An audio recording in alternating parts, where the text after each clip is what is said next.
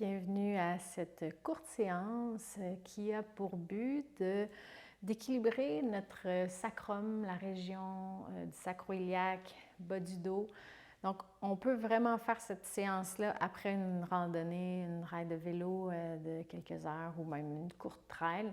Ça serait la posture que je vous propose de faire après une séance. Mais vous pouvez aussi la faire le matin, l'après-midi, soir. Il n'y a pas de moment idéal. Mais si vous avez une chose à faire après la randonnée de vélo, personnellement, c'est ma préférée. On va avoir besoin d'une sangle, d'un bloc, puis d'une couverture. Ça peut être aussi, au lieu du bloc, des coussins, ce que vous avez à la maison. Donc, on s'allonge sur le dos avec la couverture sous la tête. Ça peut être aussi un coussin. Avec notre bloc, notre sangle accessible, proche. Nos pieds sont largeur de nos hanches. On peut commencer avec les bras, paume de main vers le plafond, et laisser descendre nos épaules. Donc, l'idée aussi, c'est ramener une neutralité à notre dos. Donc, juste d'être couché sur le dos comme ça, c'est génial si vous pensez à la forme que votre dos avait quand vous étiez sur le vélo, à la force qu'il y a du exercice qu'on lui a demandé, au changement de position. Donc là, juste d'être à plat sur le dos, c'est vraiment génial. On va rajouter quelques petites notions ou quelques petites touches pour toucher notre sacrum. Donc, dans un premier temps, ressentez ce qui se passe dans votre sacrum.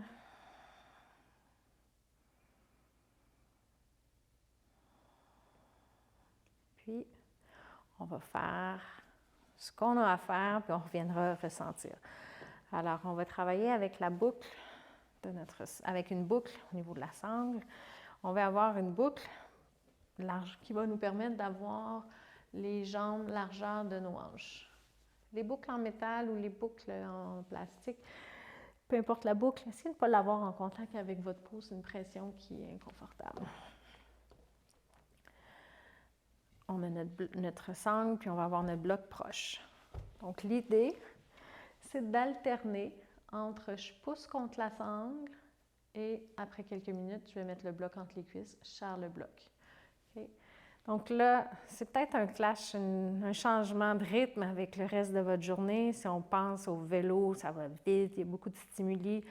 Là, il n'y a pas grand-chose à faire. On pousse contre notre sangle à 30 % de force en plus. On ne peut même pas aller à notre pleine capacité. C'est plus efficace si on pousse moins, juste 30 % de force. Nos épaules, nos bras, notre dos se détend, notre ventre se détend. On pousse contre la sangle à 30 %. Bien sûr que vous êtes libre de penser, de réfléchir, d'organiser, de vous sentir efficace en train de penser à autre chose, mais je vous conseille d'utiliser cette séance de yoga pour ramener un équilibre, ramener une présence. On pousse dans la sangle, on respire et ça suffit. On peut le répéter en boucle, ça. On pousse dans la sangle, on respire et ça suffit. Il faut avoir un mantra, comme ça nous aide à rester concentrés. Après un certain temps, on va glisser notre bloc entre les cuisses. On va venir maintenant serrer notre bloc. Je serre mon bloc, je respire et ça suffit. Je respire, je veux dire, je prends conscience de ma respiration. Je n'accompagne pas ma respiration automatique, elle est parfaite. Et en la ressentant, bien, je la reconnais que cette respiration automatique bien, me maintient en vie de seconde après seconde. Je serre mon bloc, je peux ressentir ce qui se passe au niveau de mon sacrum, sensation peut-être importante, possiblement subtile. Peut-être des fois, on sent comme shaky un peu. Rappelez-vous, pas plus que 30 %.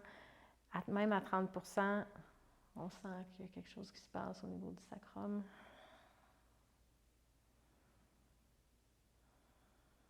Ça se peut qu'il y ait un des deux mouvements, soit pousser dans la sangle ou serrer le bloc, qui est mieux pour vous, pour votre condition. Souvent, les deux ensemble travaillent en synergie. Il n'y a pas de désavantage ou d'inconvénient à les faire les deux ensemble, à moins que vous ayez une condition particulière.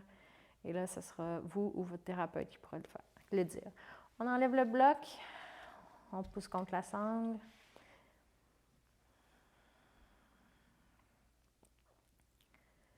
Là, vous pouvez très bien le faire une prochaine fois sans le vidéo. Si vous voulez le refaire avec le vidéo, bien ça peut-être que ça vous permet de rester un peu plus longtemps, de le faire un peu plus longtemps quand on est accompagné.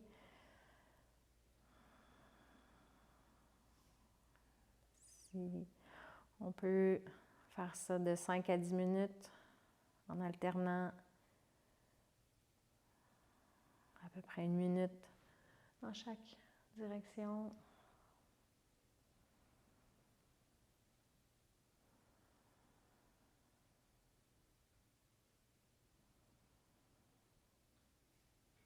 On ramène le bloc.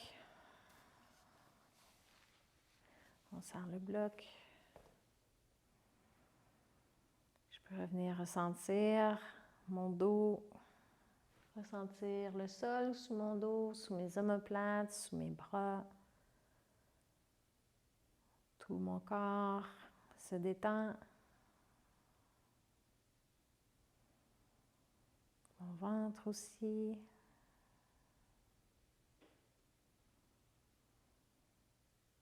Je gère le bloc à 30%, puis on y va pour une dernière répétition. On tasse le bloc. Si on le sent, on peut même fermer nos yeux. Si on sent que notre système nerveux commence à s'apaiser, se relâcher, si vous êtes à l'aise de fermer les yeux, si ce n'était pas déjà fait, vous pouvez fermer les yeux, à vous de voir. Je pousse dans la sangle, à peu près à 30%. Pour moi, 30%, si vous vous demandez c'est quoi 30%, c'est juste ressentir que je pousse dans la sangle. Ressentir la sangle.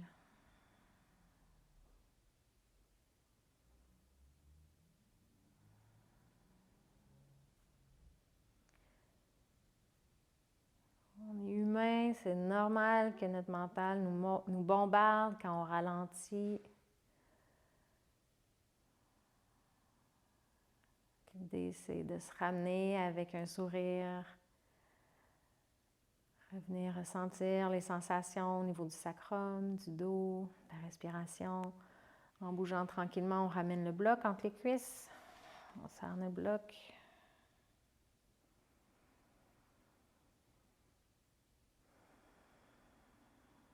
Si on a un bloc pesant, comme le mien est en bois, bien juste de s'assurer que le bloc ne tombe pas, d'après moi, c'est ça, 30%.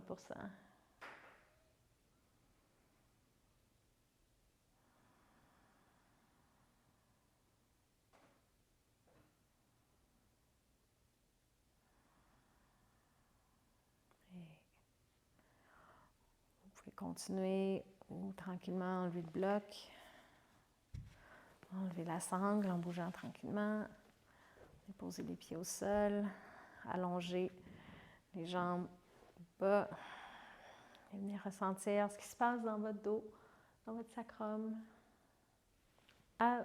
Autour de votre sacrum. Et on va se tourner sur le côté si c'est le bon moment pour vous pour revenir. Et terminer en se disant merci à soi d'avoir pris ce temps, d'équilibrer notre corps. Et si vous en voulez plus, continuez à suivre les vidéos. Je vous dis à bientôt, peut-être à la montagne ou sur le tapis.